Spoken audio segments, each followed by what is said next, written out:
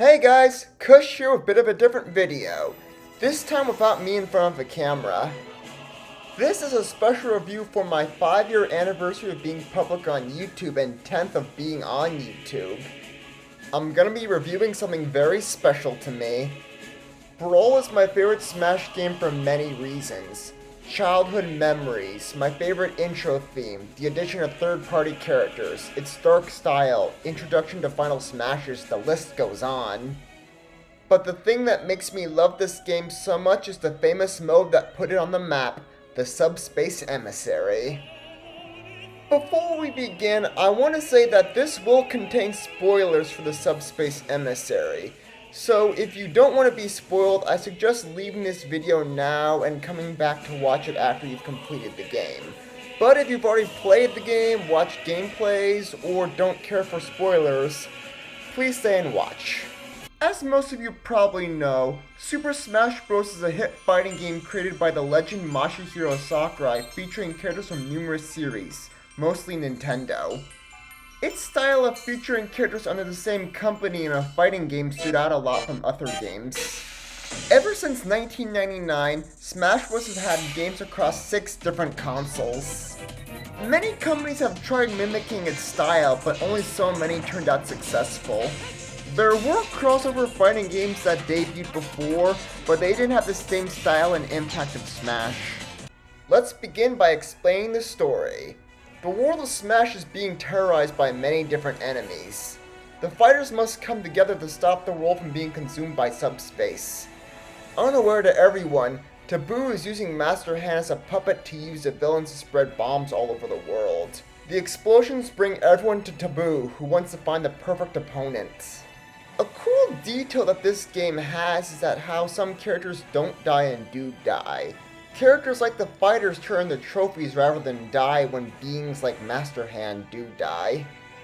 It's also nice to see characters going through their basic lives before the Subspace attacks.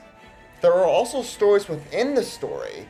Good examples would be Lucas's character development, Red/Pokemon Trainer finding Pokemon, Samus locating her suit, and Snake on a mission. The interactions with the characters are a giant highlight. One of my favorites is when Lucario sees Snake can be trusted by his aura. I also love the big difference between villains not only to be respectful to the source material they come from, but to make them stand out. Ganondorf being pure evil, Bowser still loving his people, and DDD being more of a bully than a villain. How duos and groups are paired with similarities is well thought. Samus and Pikachu Electricity, Link and Yoshi Forest, the 3 Knights, and more. Stuff like Pikachu bringing out Samus's love for small creatures was a great touch. I also love how groups slowly come together throughout the story until they're a giant team. The story even adds a decent amount of humor. Ancient Minister/Rob being forced to do awful things and see his own people die is very emotional. Them being soulless robots who don't go anywhere makes it even worse. They even add other emotional scenes like when it seems Ganondorf won and everything is hopeless. Subspace also has a fantastic use of music, especially when a character's theme gets played during their entrance. Gameplay-wise, this mode also rocks. For starters, being able to select characters makes the experience more fun. You're also able to unlock both characters and cutscenes from playing and replaying Subspace Emissary. There are even hidden characters you can unlock through certain paths. I also want to point out how all the enemies feel so unusual and out of place, even within a giant crossover. They really took their time designing these villains, including this creature. We also encounter familiar foes seen before, such as Bowser's minions, to make inspections unpredictable. How the Primate's faces change adds on to things. Heck, players can even use the trophy stand to turn enemies into trophies.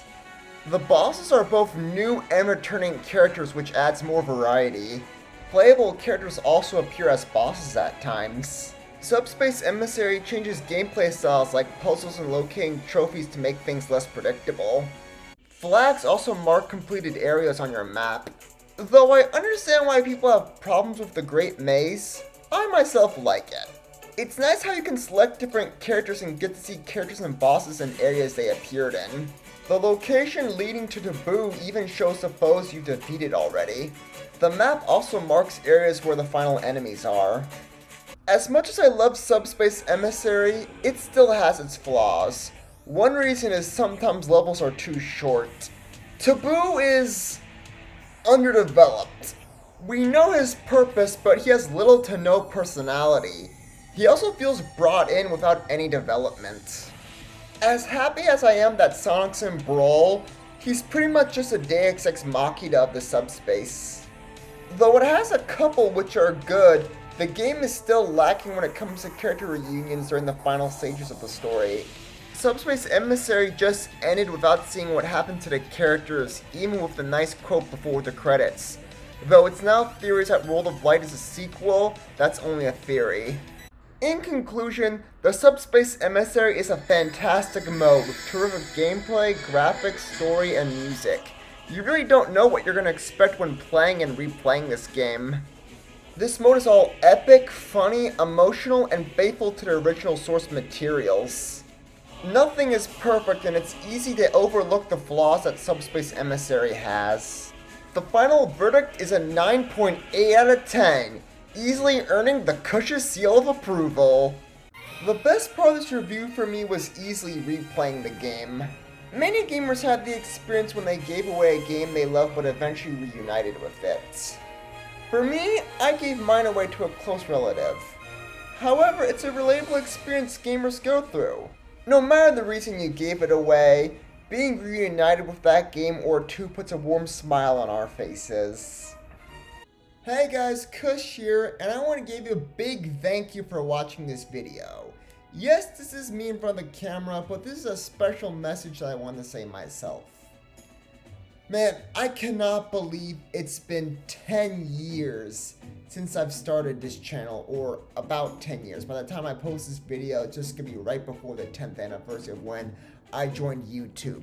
Back when I first started, I made a lot of private videos that my folks didn't want to make public yet because, one, I was just 14 and, you know, public videos when you're 14 might not be good and how that might have affected me. But I loved making those videos. Will I make them in public? Probably eventually. I don't want to do that right now because some of them are kind of cringy. Again, I was 14. Give me a break. I was 14. But I might put them up so people can see them and just get a laugh at how cheesy that they are.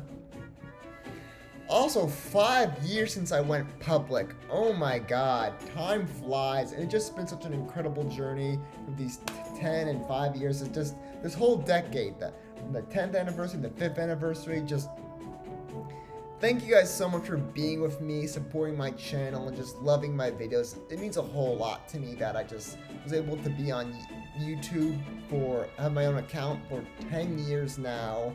And ever since then, I've loved the journey. It's had its downs, but everything has its downs. Nothing's perfect, and you're gonna come across bad things. Being on the internet has taught me a lot. I've made some of my best friends on the internet. I've matured so much, and it helped me pursue my career of wanting to work as a writer. So again, thank you guys so much for all your support. This means a whole lot to me, and just continue supporting me, please. You know, if you like what you saw, please like, subscribe, and share with friends. If you have an idea for my show, please tell me in the email up there or the comments below. I'll be sure to put them into consideration. Again, thank you guys so much for watching, being with me throughout this whole time, and just have a wonderful day.